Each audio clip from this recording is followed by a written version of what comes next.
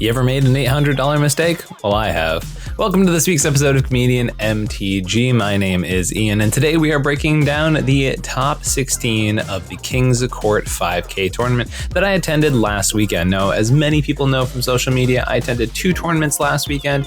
I was able to make the top 4 of this one and then win the tournament the next day after this.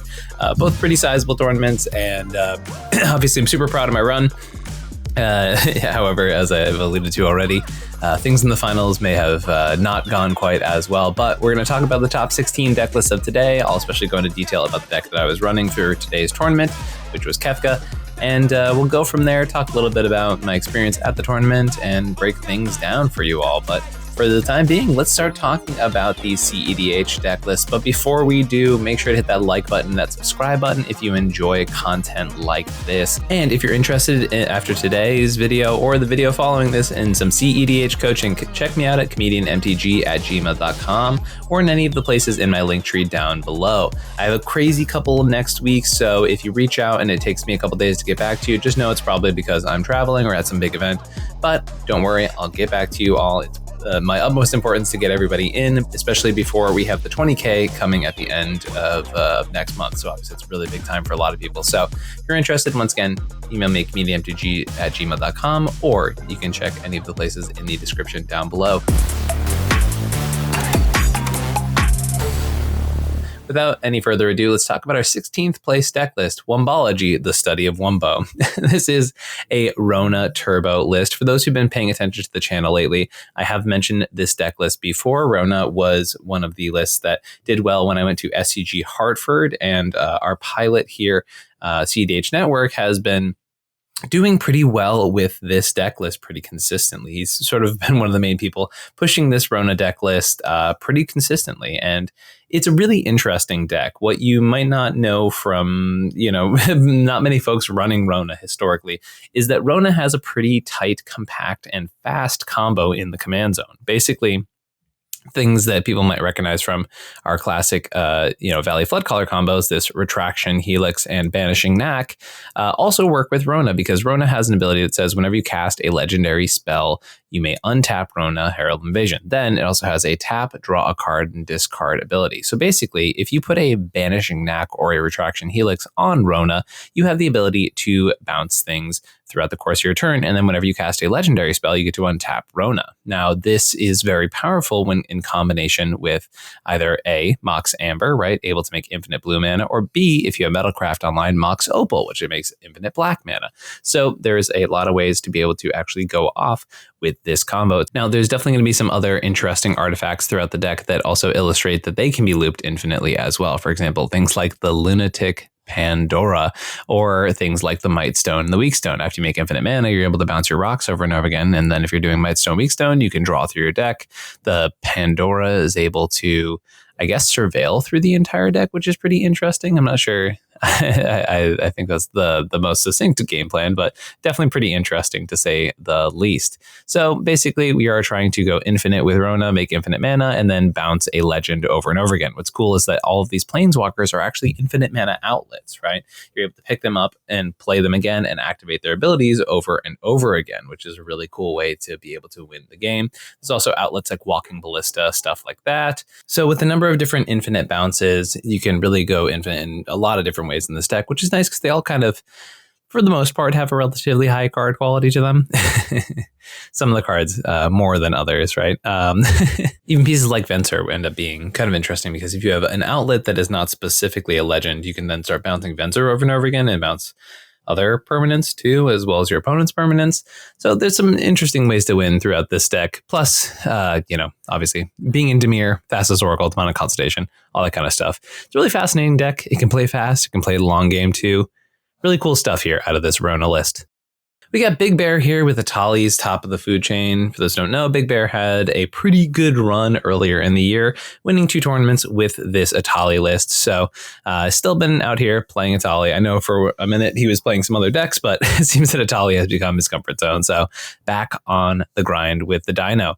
For those who don't know, Atali is a deck where you try to cast Atali. That's most of it. Then there are different ways to copy Atali and flicker Atali, and then go infinite with food Chain and then cast Atali. So yeah, it just does a lot of Atali stuff. The deck seems to be doing pretty consistently well. We've got some cool new cards here like Lifestream's Blessing. Draw X cards with the greatest power among creatures you control as you cast this spell. Oh, interesting. So what I really like about that phrasing is that, there's not situations but you go to cast a spell like this and they just go, cool, kill Atali in response. So it's kind of nice to have a little bit of flexibility there. Open the Omen Path is, I think, a new card for their list. So some kind of interesting stuff here from this Atali list. Very cool.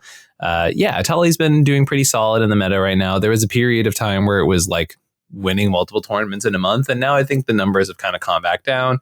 I also think that it's probably doing worse because it was doing well. And it is a deck that can suffer from being over targeted. So I can definitely see a reality in which Atali did really well for a small period of time. And now everyone's just like, oh, I know and respect that deck. So you're not going to do anything. So cool stuff here from Big Bear. Congrats on the top 16. We have Pennyman here with Krark, NATO, cEDH. This is a classic Krark and Sakashima list. Some cool new pickups here in VV. And I haven't seen Orvar in the 99 of some of these Krark lists, but it's kind of cool to see them in this one in particular. We've got our classic options here. For those who don't know, you are basically just trying to get multiple Krarks because the gamble of playing a Krark gets a lot less of a gamble and much more like a super solid engine. The more Krarks you have or the more payoffs you have for doing Krark things. You're flipping coins, you're casting instants and sorceries, and most of the time winning with stuff like Underworld Breach, but at the same time, you can win with a lot of different things. Possibility Storm, really cool pickup for the deck. Very fascinating for those who don't know the interaction. Basically, because Krark makes copies of these spells, the more Krark copies you have, the more likely it is that you don't really care what you're actually getting off the initial cast because you're getting the copy and the copy of the copy and all of that kind of stuff. So for Possibility Storm, it's very cool, but very unique choice here for this deck. Super sweet to see that. And I'm wondering, how this card in particular played out. You got the normal grind engines, all that kind of stuff, but very cool to see this Krark Sucka list at the top 16. We have Arctic Noob here with Yuriko Tempo. This is pretty sweet. Yuriko is not a deck I've been seeing in the top cuts as of the most recent time. So it's kind of cool to see Yuriko on a little bit of a resurgence here.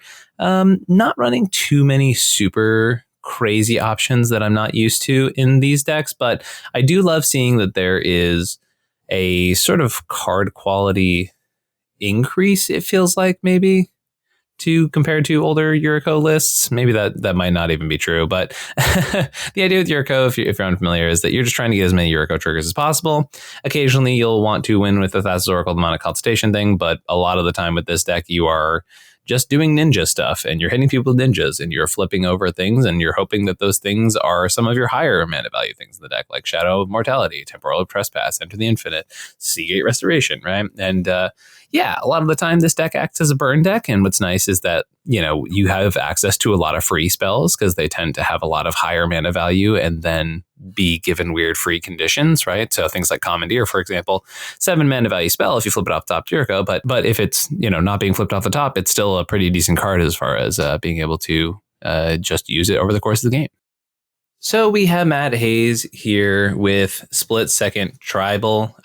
This is an interesting name for the deck because I see a Split Second card in the deck in the form of Trickbind, and the rest of it looks like, I would say, a relatively normal blue farm list, but there's definitely some cool inclusions here and new pickups like Chitaru Taru. You have Vivi as a new pickup for the deck, and then Stormkiln Artist, which is one that I don't think I've ever seen in the blue farm list. So obviously big mana seems to be a bit more of a priority for this specific blue farm rendition. However, this Timna Malcolm pairing and also the Scheming Symmetry in the 99 is definitely not one that I'm used to seeing from time to time. So definitely some interesting individual inclusions in the 99. We do love to see a blue farm that's at least trying to move some of the numbers around. But at the end of the day, we're looking at Timna Malcolm pairing, doing the classic Oracle Consult, Underworld Breach lines, all that kind of stuff. So very cool to see here. Congrats on the top 16. We have Marcus D. Armstrong here with the Democratic Republic of No. This is an apt name, as this is a very controlling Tivit list. Running some kind of cool cards. We have some little spicy things here, like Golbez from Final Fantasy and Tataru from Final Fantasy. But apart from that, it's doing normal Tivit stuff. You're wanting to control the board a little bit, do your board waves, all of those things, while gaining little bits of advantage and either winning through Time Civ plus your commander, taking semi-infinite turns, or you're able to do Oracle Consult lines. Amphibian Downpour is a great controlling piece that this deck has gotten. Love to see a Manifold Key in a big mana deck. I think this card's underplayed in general in decks that are very mana hungry, so it's cool to see it here for sure. Apart from that, a lot of control pieces, doing Oracle Consult stuff, or Displacer Kitten Teferi, for those who aren't familiar with that line. Basically, as you have any sort of mana rock that makes either neutral or more mana than it costs, you're able to bounce it back to your hand with Teferi and then replay it, which will trigger Displacer Kitten, flickering the Teferi and allowing it to activate one more time, right? And so you go through that loop. It doesn't generate infinite mana, but it does allow you to draw through your entire deck. And hopefully by the time you've drawn through your deck, you can win the game. For those who've been watching the channel a long time, they know I love heavy play.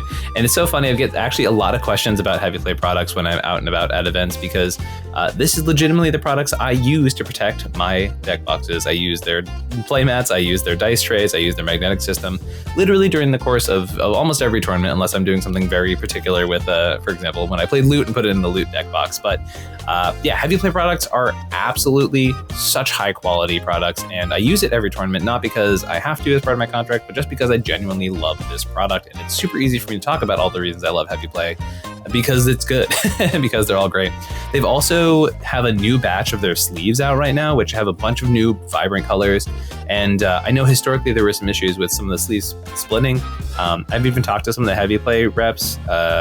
They mentioned that if anything happens with sleeves, you can also just send them into heavy play and get them fixed. But also, I've been messing around with the new sleeves, and I've always loved the shuffle feel of the heavy play sleeves, but I was worried about the splitting issue. And yet I just played an entire tournament a couple days ago on the new heavy play sleeves. They, one, the shuffle feel still feels amazing. Two, the new color line is beautifully colored. And three, nothing broke. It all was perfectly fine at the end of the tournament. Every sleeve looked like it was brand new. So hoping that the new versions of the sleeves are nice, clean, and powerful, right? Been super happy using all the heavy play products. And if you use code Comedian, if you go to their website and order some of their products, you can get 10% off your order, which I highly recommend. Heavy Play makes some insanely high quality product, and they are the #1 brand for keeping your cards safe. So if you're interested, check out heavyplay.com/comedian to get 10% off your order. We have Jesus here with Zur and their name. We have a cool Zur list. It didn't link to an original Moxfield list, so I think what must have happened is I think they posted their deck list directly through the Top Deck website instead of going to a Moxfield deck. So I had to make a copy here so we could take a look at it. But we have Zur the Enchanter here, which was really cool. I actually got to play against them in our top 16 match, which was pretty fun. But this is a pretty spicy Zur deck, which is great because Zur often really doesn't see a lot of play much anymore. And I believe this was one of their first tournaments, so it was really cool to see. You've got cool stuff here like Leyline of Anticipation, giving you all of your stuff flash. You've got a ton of really high value things here in the enchantment department because Zur allows you to tutor them out of your deck and put them out of the battlefield. Even playing Power Artifact to go infinite with Grim and Basalt Monolith. And, there's a number of different outlets for those here in the deck, mostly being X blue card draw spells that allow you to just, draw through a significant portion of your deck list. Things like Finale of Revelation as well as high value Necropotence lines. There's Adnaz in the deck list. There's Displacer Kitten with Teferi, same combo we just talked about. You have Walking Ballista here as an infinite mana outlet as well. You have Thassa's Oracle Demonic Consultation. Delny with Zur is absolutely crazy. If you ever get that combo to go off, just getting 2 enchantments on the battlefield for free is pretty nuts. I think most people lose to that situation.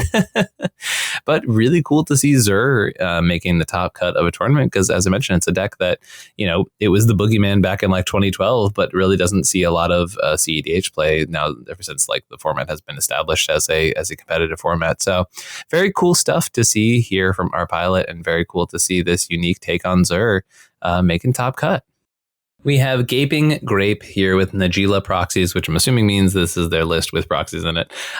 This is a pretty classic no bad cards Najeela list. It's very much doing the classic variation here, with the idea being that Najeela is a good 5-color card, and inside the 99 of the deck, you've got an Underworld Breach plan, you've got an Ad Nauseam plan, you can do some cool stuff with gifts and intuition and breach, but you also have a few Najeela specific combos, Najeela plus Derevi, You have Chatterfang Warren Soul Trader, able to make basically mana equal to your life total, which with Najeela does go infinite as well. No Grim Hireling in this one. There's another Najeela outlet, but you have some more warrior synergies. You've Thassa's Oracle. So kind of cool to see this this return to form with Najeela, because this used to be a very, very popular archetype for Najeela, and it feels like this variation has sort of disappeared off the face of the earth. Not that it was ever one of my favorite decks, but it's kind of nice to know that it's not completely gone. And it's still a deck that folks can play if this is of interest to them. So cool stuff here from our pilots, and congrats on making the top 16. We have a juicy and also fruit here with Value Breach Gazpacho. Good soup served cold. This is a Timna Malcolm variation here. So not Timna and Crom as alluded to in the tech box up here, slower Timna and Crom, but without the mana problems. This is the Esper variation. So we have a little bit of pirate synergy with Malcolm, but that mostly being a good evasive support piece that allows you to gain some treasures passively while drawing a bunch of cards off of Timna. Timna Malcolm is definitely one of those decks that I think everyone always goes, well, this deck should probably win more than it does. So it's kind of cool to see it seeing play here. We have Black Mage's Rod as a cool little inclusion here with this deck. I'm wondering if there's any ways to like change the creature type of permanence to make it, oh no, you don't need to actually. So because you equip Black Mage's Rod onto your Malcolm, and then all of a sudden it's actually a storm outlet, because then all of your instants and sorceries that you're casting, or actually every non-creature spell, is having Malcolm deal 3 damage to each opponent. That's actually pretty spicy as an inclusion here in the 99. The Malcolm Black Mage's Rod combo is pretty hot. I like to see it. And it also just gives this deck an avenue that it normally gets choked on, which is mana, right? So that's pretty cool to see. Presence of Snapcaster here is also an allusion to the fact that you do play Gifts Ungiven in this variation. For those who don't know, there is a solvable 4-card pile basically in blue-black where you get Snapcaster Mage, Reanimate, Thassa's Oracle, and Demonic Consultation. And no matter what configuration they give you, you can still, with the help of Snapcaster and Reanimate, get your Thoracle on the battlefield and cast that Demonic Consultation. I think the most expensive version of it is blue, colorless blue-black, I believe, because that's Thassa's Oracle plus Snapcaster to get back the Demonic Consultation, I think is the most expensive way that they can give you that pile. So as long as you have blue, colorless black, you're able to win the game that turn. So Gifts Ungiven piles, very cool to see here. The Black Mage's Rod is definitely the thing I'm most excited about in this deck list, but there's a bunch of cool stuff. You got Delny, you got Mastermind Plum, you got Rev, and even Hullbreaker lines, which are not traditionally associated with this specific version of Timna Malcolm. But it does make sense seeing as there's no ad-nos in the list, the pilot choosing to say, yeah, that probably isn't the best way I can take things, so I'm going to take it a little bit differently. Cool stuff here from this deck.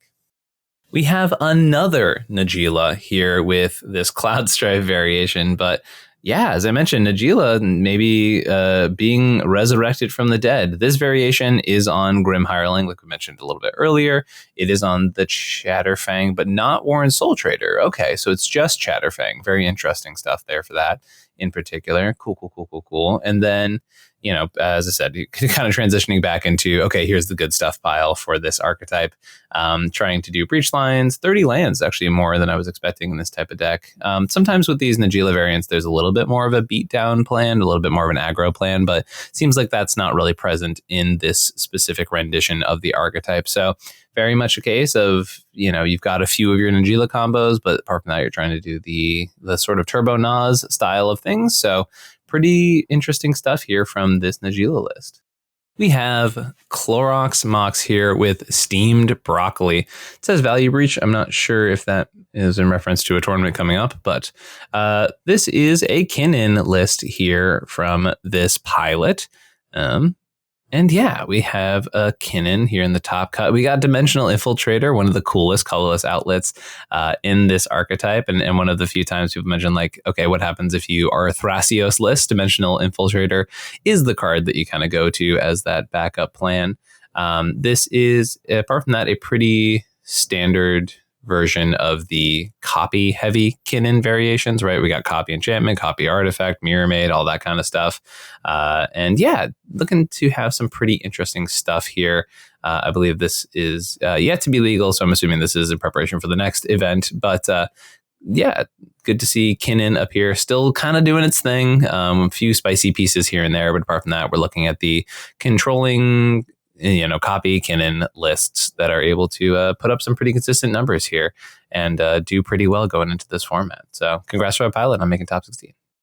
So we have Transcendental with Sisay Hybrid Chowder 2.0. And I do want to shout out Transcendental because they did great during the course of this tournament. There are last deck list before we talk about the top 4, but they had won the 80-person Command Fest cEDH event the weekend before, and they were 5-0 in Swiss, but unfortunately lost during the top 16 of this tournament, hence their 5th place position. So major shout out to Transcendental for kicking butt over the course of this tournament and a few more recently this month too.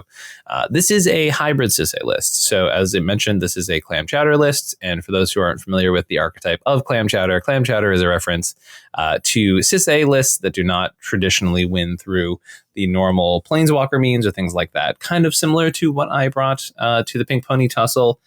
For those who watched that video and aren't familiar with clam chowder, it's got a similar vibe to it, although the version I played at Tussle was actually even more so into the Sisay plan.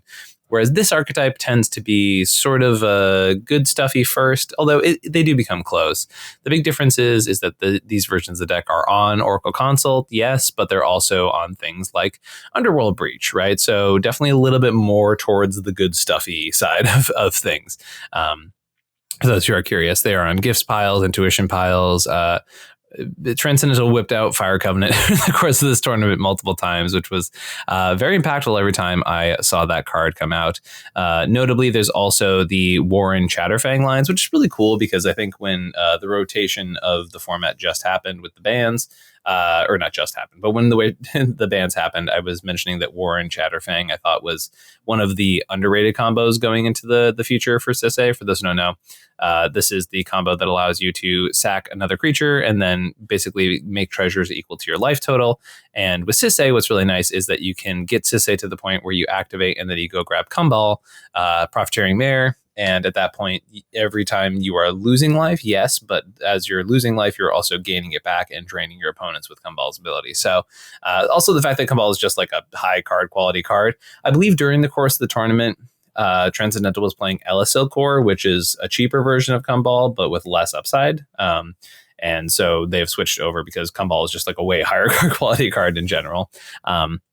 But there are still like Sisay lines in the deck. The idea is that you can use things like Tyvar. Now, it doesn't like fully go up the Sisay chain the way that a lot of the other versions of the deck do, but it still has that potential.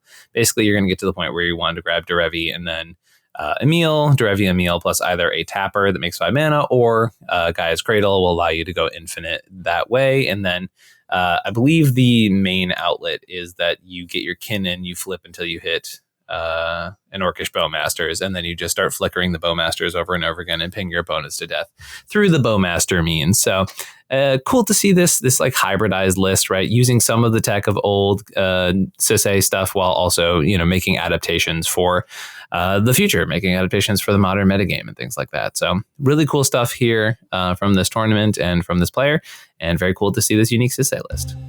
Tales of Adventure Magic is an amazing store, and as I mentioned last week, they are doing a cool promo right now. So I believe this one is going to start when this video does drop, but check out ToeMagic.com. They're doing some pretty crazy giveaways, and there you have the option to get a free collector pack of Edge of Eternities for doing any of the following. You can either be a first-time shopper at TOA Magic, you can place a $100 or more order for any Magic product on their website. You can use the content creator promo code vis-a-vis code comedian at checkout to get 5% off your order, or you can get the order within 24 hours of this promo video going live.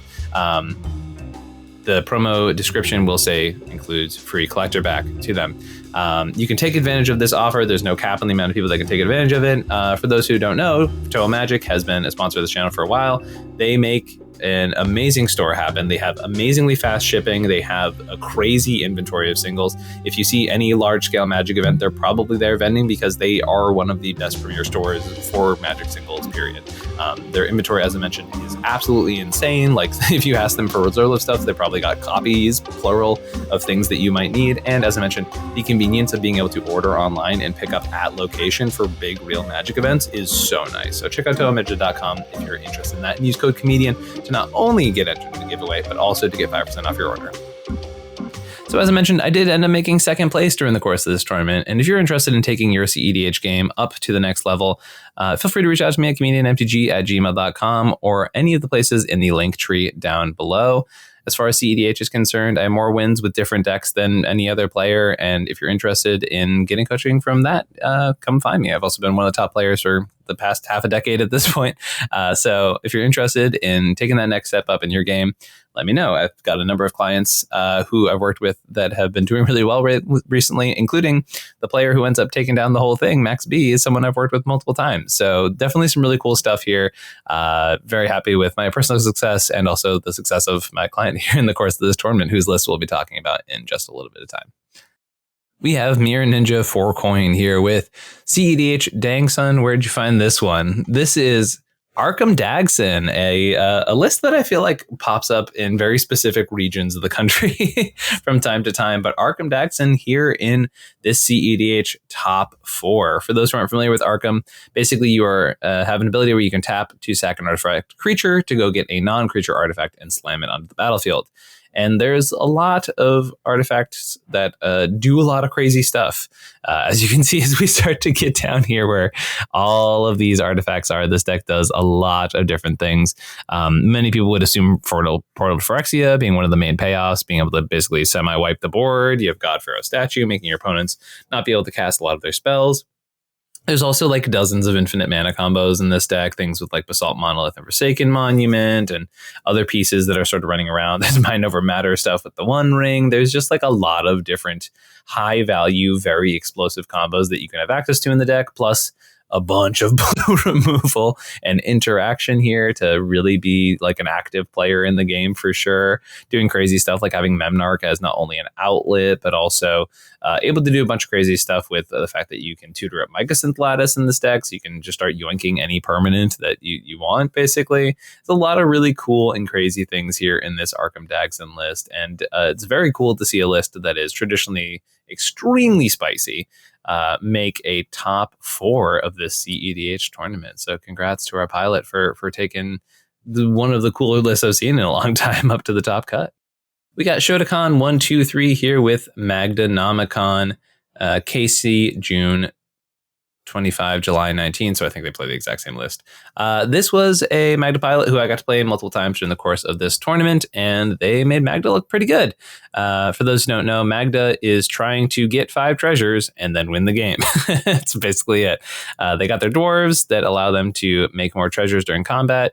And then if you have an artifact dwarf plus the card Clock of Omens, which Magda can tutor off of even a single tutor, the deck is able to go infinite by tapping the treasures you make and the artifact dwarf, which will then make a treasure to untap that same artifact dwarf. You are able to make infinite tap treasures, but Magda does not care whether those treasures are tapped or untapped, meaning you have access to every dragon and every artifact in your deck, which, as some folks may imagine, will allow you to win the game with infinite tutors out of your deck.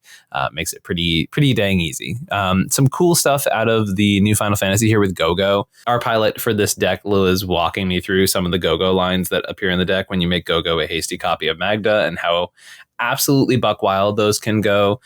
For those who don't know this, it's just crazy. Actually, there's so much to be said about how crazy Go-Go can be in some of these very commander-centric decks. You have Zorn, you have Roaming Throne. Roaming Throne was like previously like the big baddie of Magda, and I still think it is per se, but like Go-Go is giving it a run for its money, to be sure. You've also got cool lines with Battered Golem, because if you turn Battered Golem into a dwarf, you have the ability to tap it. You can then tap it, and then it will make a treasure for Magda, and then it'll see a treasure coming in, which will untap it, and you can do a bunch of nonsense with that too. So that part's pretty sick. Really cool to see this Magda list putting up some good results here in this cEDH top 4. So here's my list. This is my list, Evil Clown Wizard Gang. And a lot of people have been asking about this. It's so funny. I posted a video this week asking for what deck list I should play this weekend. And most people have been like, oh, play Kefka. And I was like, y'all didn't see I played it last weekend? That's all right. But this deck felt amazing. My only 2 losses of the day were one in the finals, in which I forgot that you can activate Necropotence at instant speed. So when my Arkham Dagen opponent put a Pithing Needle down, I just allowed the spell to resolve. But if I had paid 20 life afterwards, there's a very high chance I would have won the game on turn 2, which is tough. That was a tough way to end the day. And the punt I alluded to in the start of this week's episode. But that being said, it was a game that I very much had a chance of winning. And there was also the Swiss round, in which I lost to the previously undefeated player, Transcendental, who was, as I mentioned, went 5-0 in Swiss. And my loss in that round was because I needed to Tainted Pact for an instant speed win. And if I hit LED in the top 30 or 40 cards, I was fine. But I hit it in the bottom 20. And then I couldn't win the game and I lost. So yeah, that was that. So the deck felt amazing, feeling like, was able to win 5 games and then have a really solid chance of winning the last 2. Like, it's kind of really what you want your deck to be. If you feel like you have agency to be able to potentially win every game you play, that's kind of exactly what you want the deck to be doing. So I feel very, very good about it. For those who don't know and who haven't been following this deck list, it's been public for actually a pretty decent amount of time, because I know a lot of people, after this set was spoiled, were really interested in Kefka, and I wanted to keep people in the loop with like where I was kind of going with the deck list. And you can see through the change log of this deck. I'm not going to like go too deep into it now, but like, if you look, I think there were something like 600 changes before you left the Friday before the tournament, right? So like, I did a lot of fine tuning with this deck list to get to the numbers where I was comfortable. And I actually went into the day being like, I'm not even sure that I did it, but we'll see. It felt comfortable enough in goldfishing. We'll kind of see how it is. Now, there's definitely not like a reinventing the wheel thing going on here, right? There's a lot of fine tuning as far as individual cards that felt good in this specific deck, in this specific archetype. And honestly, everything did feel pretty decent. Kefka was able to come out in some games, but also I was not afraid to just ignore Kefka and just send the Adnaz really early, send the Necropotence really early on. And that felt awesome to be able to do that, to have the modality of like, yes, I can be super aggressive with a lot of these like ad nauseum Necropotence things, while also knowing that if I did get blown out, I'm like, Kefka's a really good card draw engine, and the odds of it are, giving me a chance to recover felt really solid, right? What I really like about this deck is it feels like it has agency, and it feels like it has a game plan in different stages of the game, which other Grixis options like Rogsai tend to struggle with, right? They feel like they're, if they get a Rhystic or a Mystic, sure, they're able to hang with the big boys, but like when it gets to the deck itself having that agency, they really feel removed from it, right? So really, really liked Kefka for that purpose. You'll notice definitely a decent amount of like mid-range threats in here, things like Gilded Drake and Polywog and Facebreaker, and those actually helped to give me a certain level of consistency through the course of the game. Talion, I literally never saw, so sorry if anyone was going to ask about that down in the comments, how it feels post shifting in the format and stuff like that, but really didn't see a lot of it.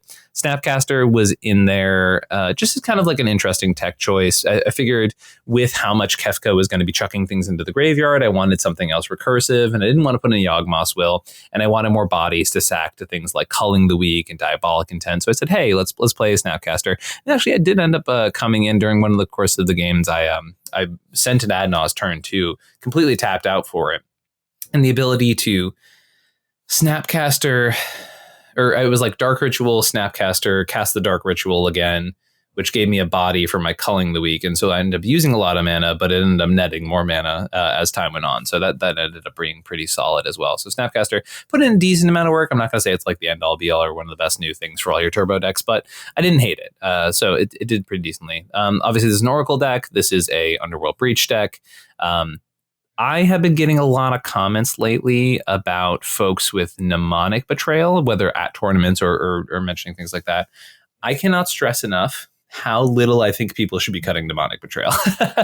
This card absolutely won me my first round of Swiss, like hands down. I think that people really are underestimating how much of a 2-card combo brain freezing into a Mnemonic Betrayal can really be sometimes. And so actually during my first round of Swiss, I had a situation in which I mnemonic betrayed. I was in a really tight spot mana-wise, and I was able to set up a loop basically where I was using someone else's Displacer Kitten to flicker my own Soul Ring to cast things off Mnemonic Betrayal. I had to get to the point where I had to crack an LED, pitch my entire hand away. And the only thing that would have won me that game was the fact that someone else had tried to cast Mnemonic Betrayal before. It got countered. So it was in their graveyard, meaning I tutored up Brain Freeze, milled them for like 60 cards, and then I used Mnemonic Betrayal that was in their graveyard to get like 60 more cards into my hand and win the game, right? So very, very solid way to be able to do that. It put in a ton of work, and I just think that, as mentioned, people are really underestimating how much Brain Freeze plus Mnemonic Betrayal should just win you the game immediately, right? So definitely don't be afraid to play that one out for sure. Love a meme bet in the current metagame for sure. You may notice that this is a little bit more interactive, right? I did mention that this deck could go a bit faster, but I also played a decent amount of removal or decent amount of stack interaction and removal. And it felt really good. As I mentioned, it felt like if the games went longer, I was still playing the game. If the games were shorter, it was because I was making them short, you know? And I really, really liked how the deck played out. Reanimate, hated it every time. Every time I had it, it was being pitched to a Chromox. It was, I just found so many different ways to throw away Reanimate. I was figuring, and it may have been the metagame and how the decks played out or whatever, but like there were so many times where I specifically had Reanimate and I either like exiled it to Necropotence or threw it under a Chromox or like Reanimate as just a value Reanimate. You think with a commander that forces people to discard that would come up more often, but I consistently never had it be relevant. So I don't know why that's the case. I guess maybe there's not as many just sort of like big stupid creatures in the format anymore. And if you're in a meta where you're like against multiple Kinans and stuff like that, like I definitely think that's interesting. But that's probably, if there's ever one card in the deck that I'm like, nah, you can probably nix that one, it's Reanimate. I did get some questions about the Glasses of Urza in the 99. This was awesome. It actually ended up putting in a lot of work. So I was able to, during one of the courses of my game, basically like curve out and like mention the Glasses of Urza and like place it at one point. And by being patient with figuring out whose hand I wanted to look at the right time, I was able to, when someone was pushing for a win, take a look at their hand, see exactly what they were working with, counter the spell that I knew would get around their counter spell, and then go for a win attempt on my next turn. I untapped, looked at the other blue player in the pod because there were two blue players, one Rocco player. And so I was able to look at the other blue player, have perfect information on the lack of counterspells in their hand, and then play around basically the interaction from all my opponents for the turn. So Glasses ended up being really solid. I really, really suggest you play Glasses in situations or in decks where you have a stream of card advantage coming, right? Because I think that helps make the fact that Glasses doesn't replace itself and stuff like that. It helps make that a little bit more digestible, but was very happy with it. It kind of came off the back of me liking Valky in the 5-color turbo list I played a few months ago. And so I figured, hey, Glasses was worth the shot here. I've already got too many creatures as it is. Let's just, put Glasses in. Plus it was artificially boosting our Mox Opal count, which I did think was kind of important for this deck because I wanted to have a nice, clean Mox Opal count so I could actually, accelerate when I wanted to accelerate and all that. So yeah, very happy with how the deck list came out. Obviously, it played super clean. Yes, I'm playing a bunch of acceleration and 29 lands.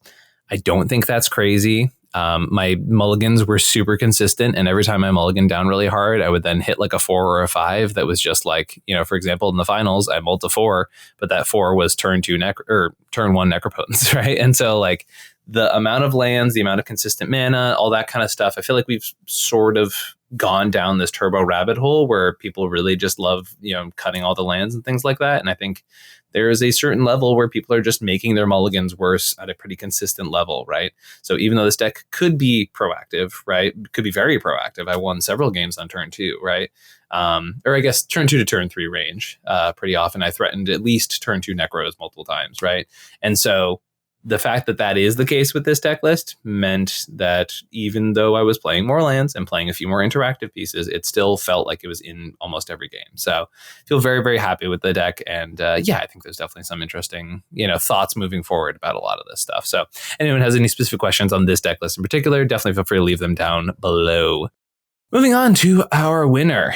As I mentioned, Max B or Shamrock 3546, someone I've coached multiple times and it's been really cool. When I first met them, they were on CySA. They took a break, played a couple other deck lists, but it's kind of cool to see their first tournament win being on CySA as well. Interestingly, they're playing a kind of spicy version of CySA because they are doing the Vivian on the Hunt lines. For those who don't know, Vivian allows you to turn any 3-drop into a traditional Kiki-Chiki line, right? So from there, you grab your Felidar Guardian, which flickers your Vivian. You then activate Vivian on Felidar, going grabbing Karmic Guide, which brings back the Felidar, which flickers the Vivian. The Vivian goes up on the Felidar, which gets the Kiki, which copies the Karmic Guide, which gets the Felidar, and then the Felidar and the Kiki go infinite creatures, which is cool because if you get Vivian, which is something you can CySA tutor for, you can just end up winning the game without putting any spells in the stack at sorcery speed, which is pretty cool. Apart from that, there's also like the classic Derevi Meal lines. This version's playing a lot of big expensive legends. Sarah Farron, Max was mentioning, is like one of the reasons this version feels more viable because you're able to get that very passive CySA buff, which means you can then go put your Vivian on the battlefield a lot easier than you could in the past. A lot of CySA targets here in the deck list, which is pretty sweet. Kind of a light interaction package, but that makes sense when you have to take so many creature slots up for a lot of things like that. So definitely a lighter interactive deck, but able to find really solid windows and in positions in which your opponents are going to have a pretty hard time being able to actually disrupt what you're doing. So really cool innovation here with this CySA deck, and congrats to Max for taking the whole thing down. And thank you all for watching this episode. If you have any thoughts about the deck lists we saw here today, if you have any thoughts on the deck list that showed up in this top 16, or if you have any questions on my Kefka list, feel free to leave those down in the comments down below. Without any further ado, I'll catch you later. Have a great week. Peace.